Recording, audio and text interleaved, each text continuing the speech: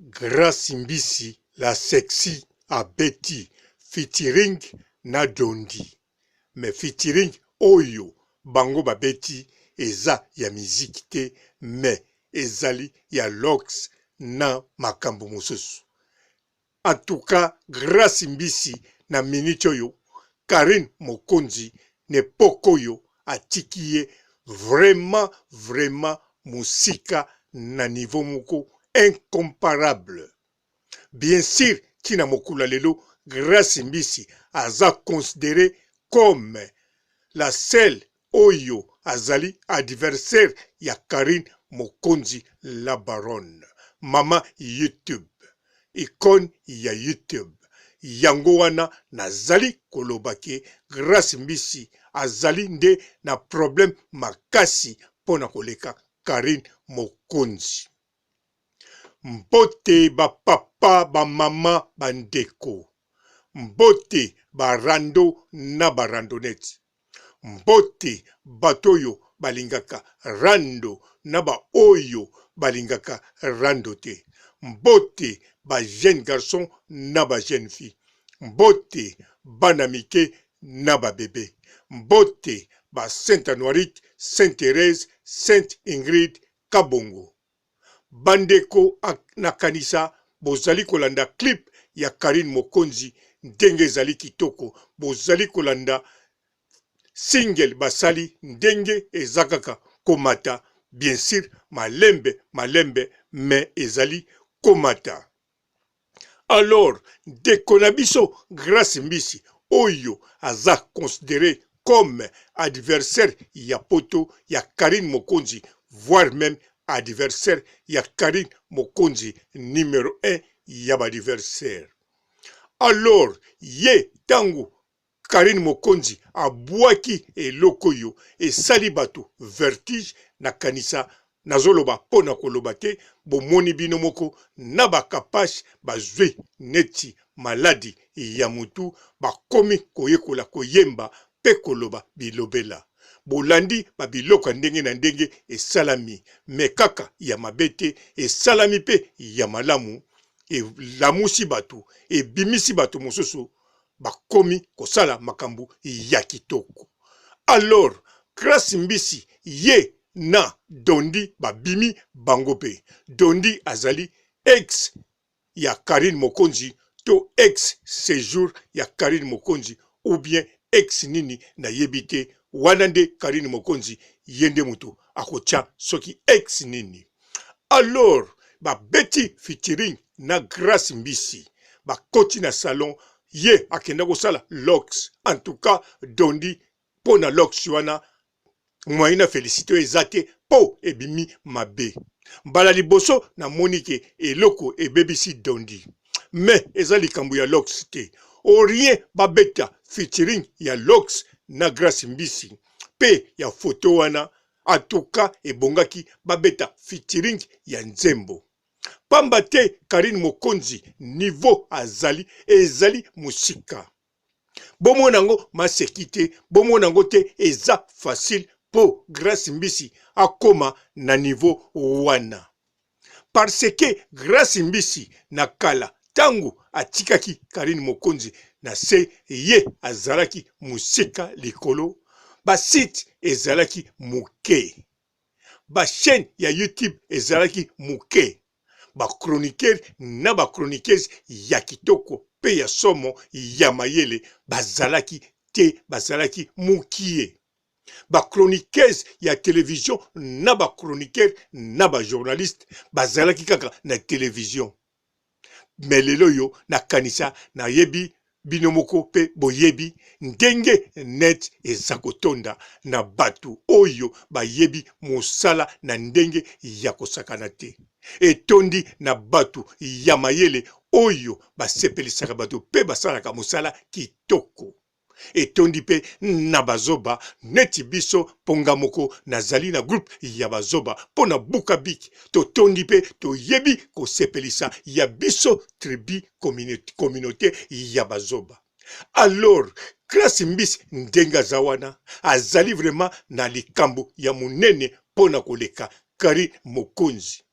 parce que Karine Mokonzi tango a dominé grâce mbisi atiki na se elakisi Karine Mokonzi a dominé batu nyonso wana bazo dondwa oyo babimi oyo baye ngulu ba nyonso ya ba chroniqueurs na ba journaliste a dominé aza musika yango babengake mama YouTube.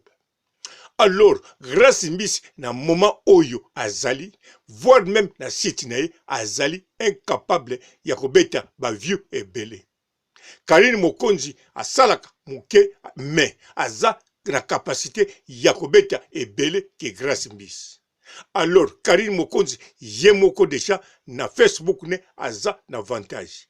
Yemoko na ba site ebele oyo ezali na net kombo na ye batangaka yango nyoso même alali pongi na kanisa koleka ya Mokonza mboka oyo ezali nazo bakisa te nazo longola nde soki na bakisi botala na ba net bokomona mais nazo longola po soki na longoli te bokoloba nazo bakisa na lekisi ba oyo balingaka Karine Mokonzi te bakoki kovuza basuki na bango ya mitu même azana libandi akoki kolongola posone ya mutu yango bomoni naza kolongola meko bakisa nazo bakisa te. Grâce mbisi ndenga zawana aza na chance mais chance ne eza na maboko nani na maboko tata nzambe pe na maboko ya Karine Mokonzi. Karine Mokonzi apesi ye chance. Karine Mokonzi abimisi abeti featuring. Donc grâce mbisi alingaki nde kobeta featuring ya miziki na Dondi au rien featuring ya Lox. Parce que soki abeti yango bien sûr akozalani kaka na se mais eloko eza très important ba considérer toujours azali adversaire ya Karine Mokonzi. Poko zala na titre ozali adversaire ya Karine Mokonzi na mokolo lelo yo ezali jeté. Ezali ndenge bato ebele baza koluka bazala ba adversaire. Par exemple, Seleo alukaka azala adversaire ya fali me moye ezate. Yango wana soki oza adversaire ya mutu lokola Karine Mokonzi. En tout cas, sambelaka nzambe ozala toujours adversaire na ye. Même atiki yo na 1 million ya musika ya ba kilometre me kumisa nzambe pozali adversaire na ye. Yango wana grâce mbisi a bebisi susu occasion. Bon, ereza nanu akoki kobeta featuring na Dondi. Soki babeti featuring ekotiaye poa. Eloko ngana lingaka susu na grâce mbisi. Parce que basali likamboyo nanu esalama na netite. Mbala liboso na mona mama bana nae bazuye en charge. Donc grâce mbisi Congo elengi bazuye en charge na elengi ya Congo ya bana nae Claudie Dasuka na Tracy Mbelenge la main magique. Bon, Claudie Dasuka la mignonne fona soki sakaba kombo na bango poboyeba awa ezali kambo ya polémique te ya problème te non eza ya problème parce que modèle batikibino na Karine Mokonzi eza problème eza penza problème. Alors bolinga bozala na moi le komwana bozanango bolandaka ye na malembe parce que soki bolandi na désordre oko risquer grâce mbisi olongwa adversaire ya Karine Mokonzi wana ezali kosila na yo mobimba soki poto ezali cimetière ya batu autaka Afrique mais poto ezape cimetière ya batu bazalaka na poto voire même na yebite soki ezali nini yango wana en tout cas ezali match moko ya somo grâce mbisi chance na yo epesami mais kanisa malamu soko kosala nini o continuer po yonde tozali kotalela. Ciao. Bonjour fidèles internautes de www.elengiakomba TV. Bonjour, bonsoir, balandi nyonso ya Elengi ya Komba. Congolaise TV. Belé, partout dans le monde, partout où vous êtes, partout où vous êtes, Elengia Combat TV, vraiment. Bonjour, bonsoir, on a abonné Bafa Nyos Elengia Combat Congolais TV. Bonjour à mon boss, on a appelé ça vraiment un pandi. Bonjour à mon boss, JP Kiama. Je salue mon boss Balobi, boss des boss, Babi JP Kiama. Bonjour, na Elengia Combat Congolais TV, vraiment. Amour la zana, chaîne de chaque topo, il y a boss na JP Kiama, ta et boss des boss, il y a ni à danger. Donc on va accepter le la zaki. Ya boss na biso JP Kiama. Nzambe na ngai. Ba boss bazali Ba boss bazali. JP Kiama, le boss des boss. Napesi d'abord bonjour, tu peux m'bote belé, na mon boss JP Kiama, on a rosa ni saote. Donc on a quoi les catés sana, napesi mon boss JP Kiama, boss des boss. Bote belé, partout dans le monde, partout où vous êtes, partout où vous êtes, Elengia Combat TV, vraiment. Bonjour, bonsoir, on a abonné Bafa Nyos Elengia Combat Congolais TV. Bonjour à mon boss, on a appelé ça vraiment un pandi. Bonjour à mon boss JP Kiama. Je salue mon boss Balobi, boss des boss, Babi JP Kiama. Bonjour, na Elengia Combat Congolais TV, vraiment. Amour la zana, chaîne de chaque topo, il y a boss na JP Kiama, ta et boss des boss, il y a ni à danger. Donc on va accepter le la zaki. Ya boss na biso JP Kiama. Nzambe na ngai. Ba boss bazali Ba boss bazali.